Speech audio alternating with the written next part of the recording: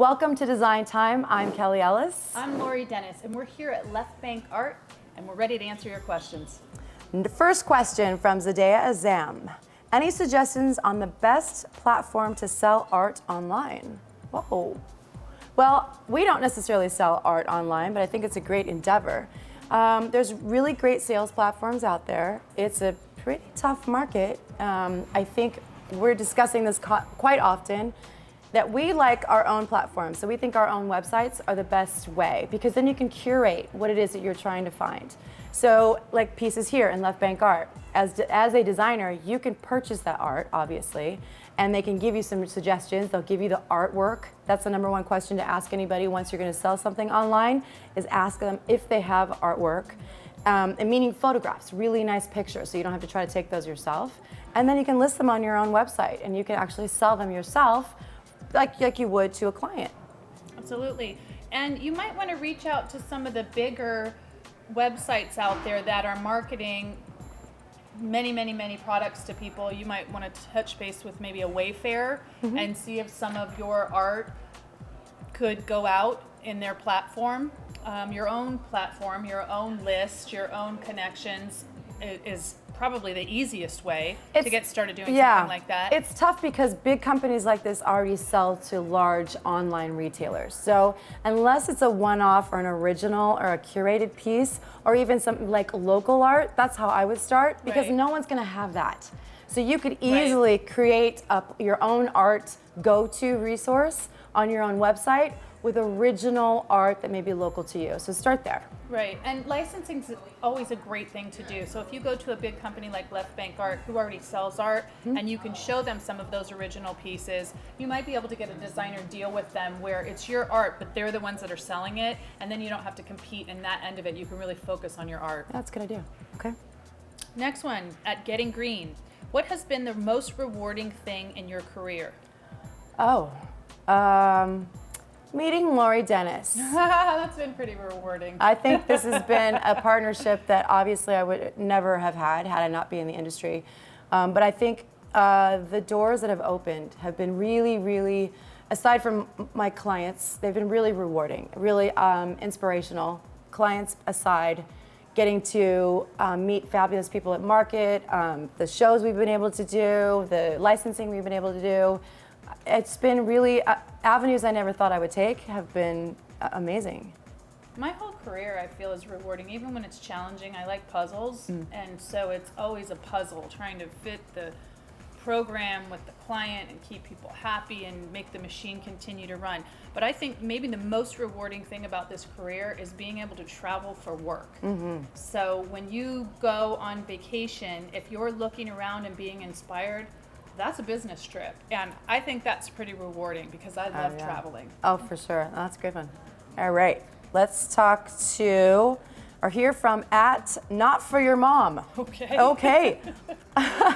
You're both busy ladies. How do you balance work and life? Well, that's an interesting topic. That's something that we actually want to bring to one of the videos. So I'm glad somebody's asking about it. I think we're going to bring in an expert to really kind of talk about that and get into the nitty gritty. But why don't you just give me some ABCs about your own personal life? Well, I'm fortunate now. My girls are in college, so I do have an empty nest, and it has afforded me much more time to focus on things away from the home.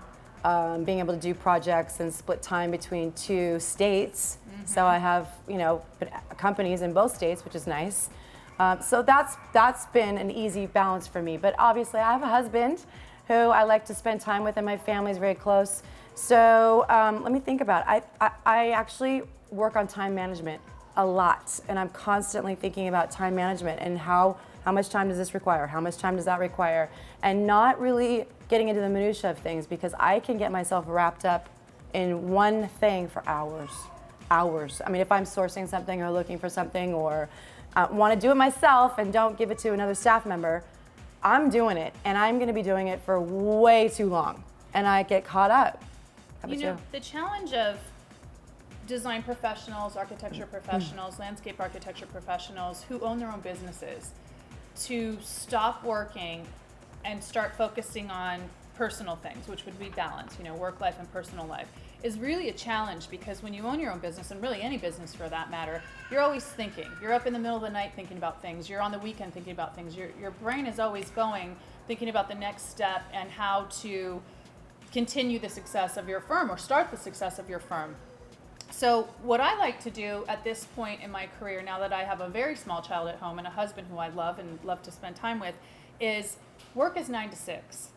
At 6 o'clock, it's time to stop. Now, sometimes things happen and you need to continue, but I find a way in those hours to get what needs to be done on a regular basis, so that when it's 6 o'clock, I can really dedicate time to myself and to my family, where we eat together, we go see live music together, we do things that enrich our soul and enable us to socialize with our friends and our other family members, so that we can enjoy that time. And on weekends, we just don't work. My husband takes off, I take off, and we really focus on being physically fit, eating well, mind-body kind of balance. And when it's time to work, we work hard, but when it's time to play, we really do play. And of course, your mind's always going, but if you go through the motions and you do some things to take time for yourself, whether it's yoga or running or mountain climbing or painting or cooking, that's how I find balance. We work every day. My husband and I literally work every single day, on the weekends as well. But this is what we'll do. We take out a couple hours in the morning and get work done, and then we go and exercise together. That's our thing that just separates us and starts the second part of our day. And then we will go and have fun. And then we'll sometimes come back and spend another hour, and all that thinking you did during the day, we'll go back and work for another hour. But we do it every single day because we really enjoy it. We love what we do. So it's not work, really. And I know somebody at home is going, exactly, I love what I do, and I get so wrapped up and I do it every Right. single day.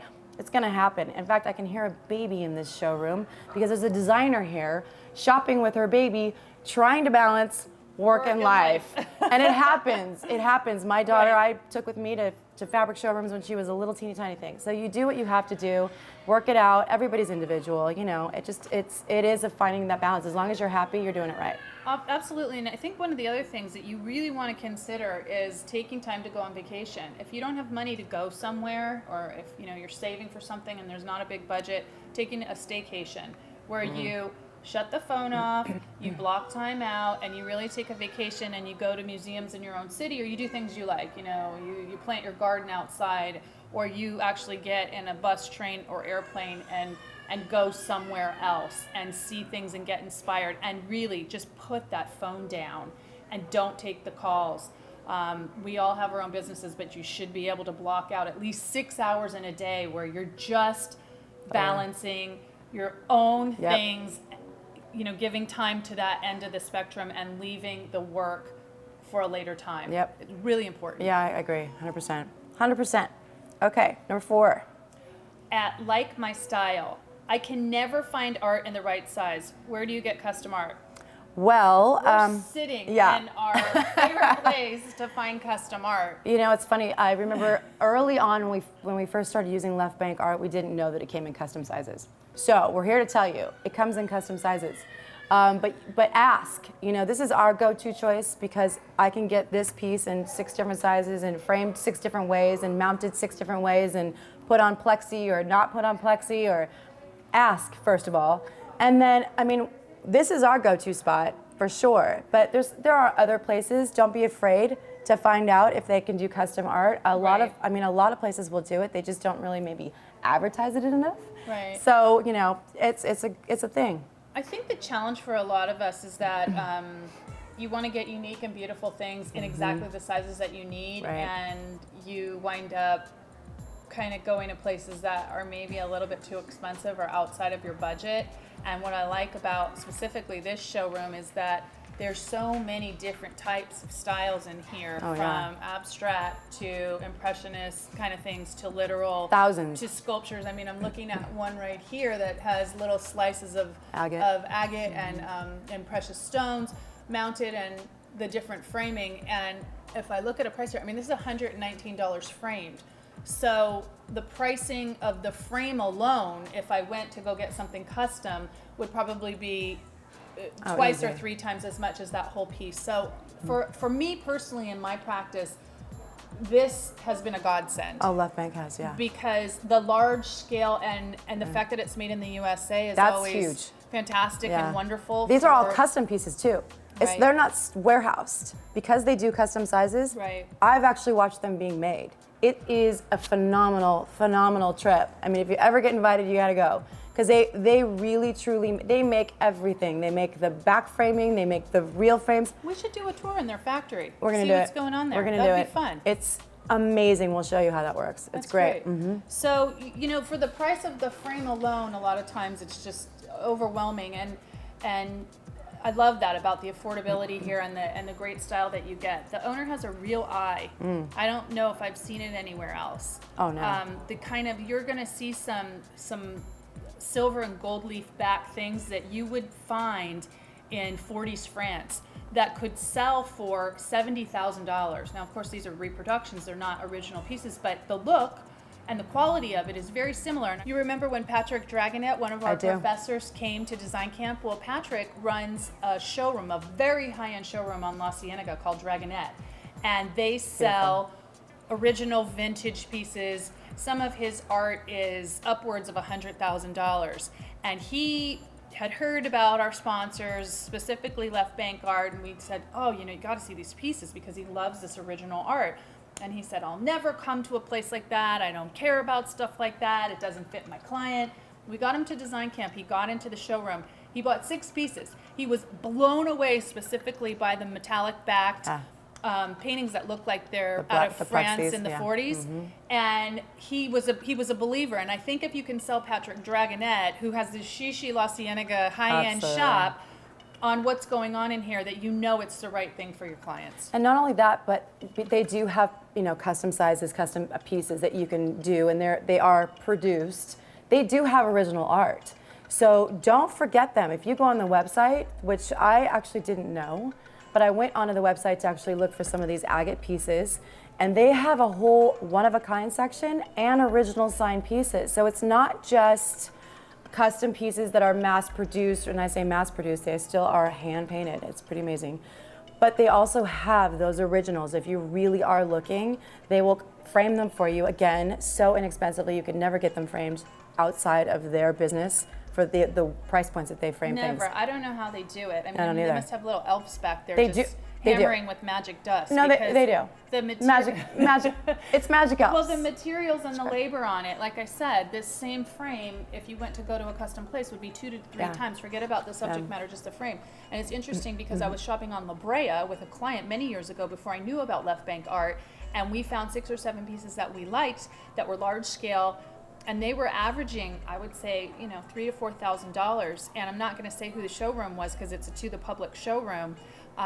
But years later, I came to market and found the same pieces, and they were a tenth of the price. So this is really a gold mine I know. resource for any designer, because you need to fill the walls with photos, with original art, with framed art, with sculptural art, and this is the place to do it, Left Bank Art. Absolutely, without a doubt. Well, that's a nice wrap. So thank you, Left Bank Art, for letting us be in your showroom since we love it so much. And that's all for today. So we'll see you next time. We'll see you next time. Bye. Bye-bye.